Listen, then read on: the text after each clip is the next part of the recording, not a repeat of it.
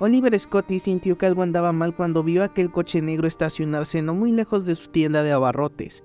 A bordo había dos hombres vestidos como gángsters.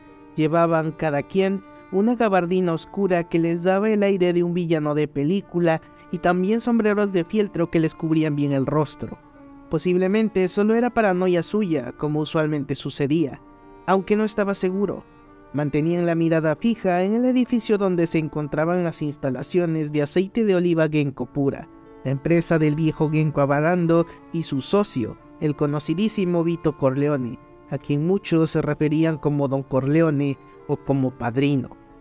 Todos tenían un gran respeto por esas personas porque siempre hacían favores sin pedir nada a cambio, sobre todo Don Corleone, a quien todos en el barrio le tenían mucha estima.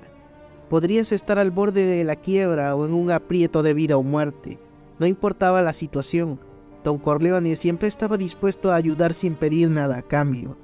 Sin embargo, Oliver Scotty sabía otra verdad. Detrás de esa fachada de viejito bonachón estaba un verdadero capo de Lampa, un hombre despreciable, un asesino y un enemigo de la ley. Estaba convencido de que toda esa gente le daba mala fama a los italoamericanos que de buena fe llegaban a los Estados Unidos a ganarse la vida de forma honrada, tal y como sus padres les habían enseñado. Don Corleone, por otra parte, no respetaba la ley. Él era su propia ley y hacía lo que le daba la gana. Así pensaba toda esa gente. No eran más que criminales. Los gángsters de Nueva York contaminaban las calles más que cualquier otra cosa, incluso más que los homosexuales o los negros a los que Oliver tampoco les tenía mucha simpatía. Pero los negros y los homosexuales no eran como los sicarios al servicio de los mafiosos que controlaban los bajos fondos de la ciudad.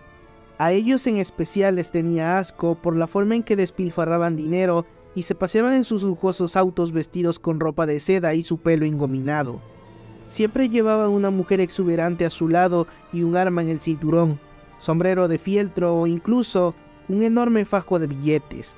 Su vida llena de excesos le resultaba atractiva a más de un buen hombre, sobre todo a los más jóvenes, quienes, si tenían el temple necesario, no dudaban en enlistarse en las filas de esta gente con tal de ganarse un dinero fácil.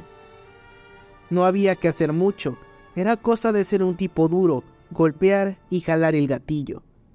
Pero ese era solo su punto de vista.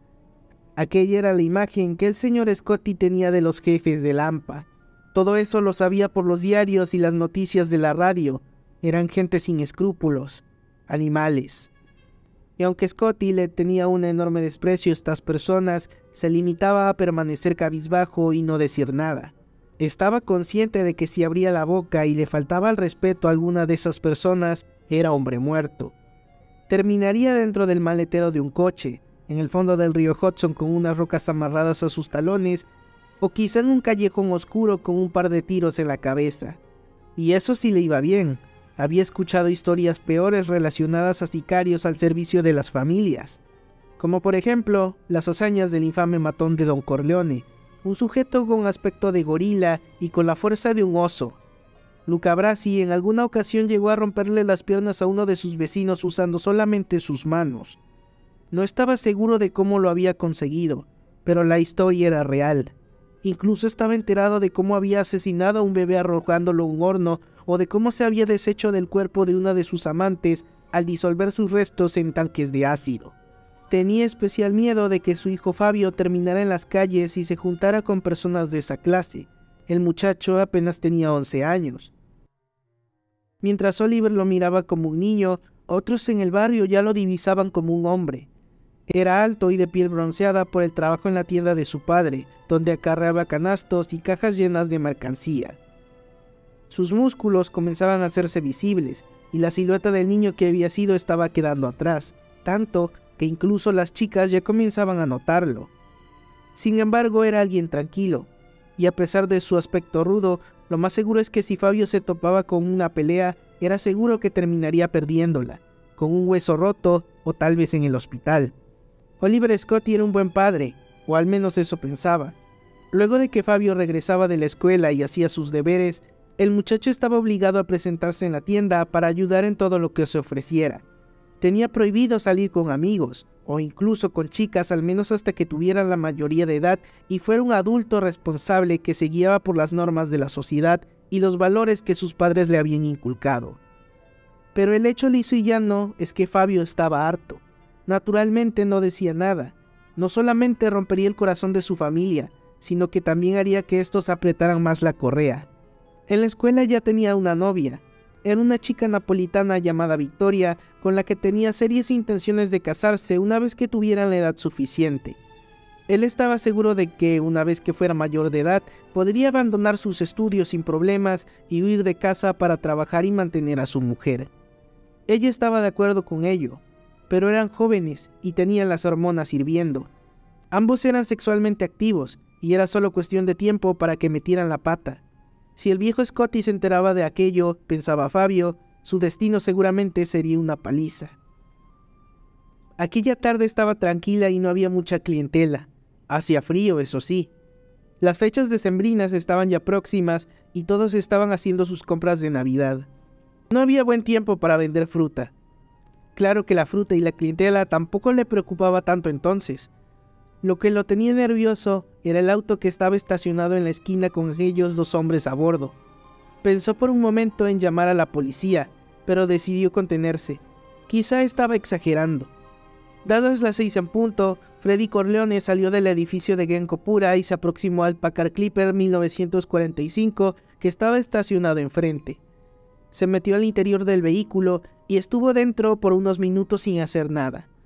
De vez en cuando silbaba o también se miraba en el espejo para acomodarse su peinado. 4 minutos más tarde la puerta de entrada volvió a abrirse. De esta salió un hombre más alto y gordo, pero con un porte imponente a pesar del físico. Su característica cara de bulldog era lo que más resaltaba. Era Don Vito Corleone, que caminaba despacio ya por su avanzada edad, pero que a pesar de ello se mantenía firme. «Voy a comprar algo de fruta», dijo Alfredo mientras se acercaba al puesto de Oliver Scotty. Este último no se sorprendió mucho. Era habitual que Don Corleone fuera 1 o 2 veces por semana a su puesto por naranjas, que eran sus favoritas. Había charlado con él en más de una ocasión. La hipocresía en la voz de Scotty era algo que salía de forma natural. Despreciaba tanto a aquel hombre al que consideraba un asesino, pero también era tan grande el miedo que le infundía, que era inevitable que lo tratara como cualquier otro cliente. Destacaba el hecho de que el don jamás tocaba la fruta, sino que simplemente se limitaba a señalar las que quería comprar. Seguido de ello, Oliver Scotty las ponía dentro de una bolsa de papel.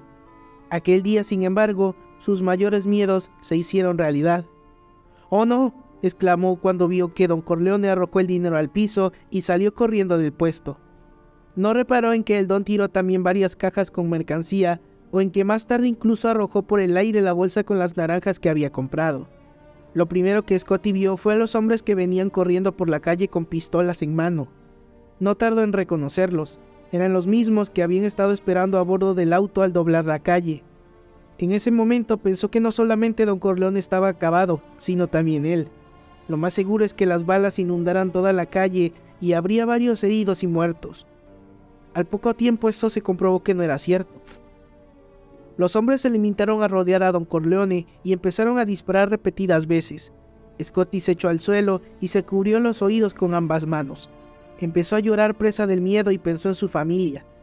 Quería salir de aquel sitio, y mientras él rezaba por permanecer vivo, el don era abatido a mitad de la calle. En su espalda se divisaron 6 tiros y en el suelo, el cuerpo de Corleone yacía en un charco de sangre. Fredo Corleone tardó en reaccionar. Salió del coche dando tumbos y la pistola con la que pretendía disparar contra los sicarios se le cayó al suelo. Pero cuando estuvo listo, estos ya habían escapado. Así pues se arrodilló junto al cuerpo del don y lo sostuvo entre sus brazos, presa del miedo y creyéndolo muerto. Oliver Scotty se puso de pie. El cuerpo le temblaba y había comenzado a sudar frío.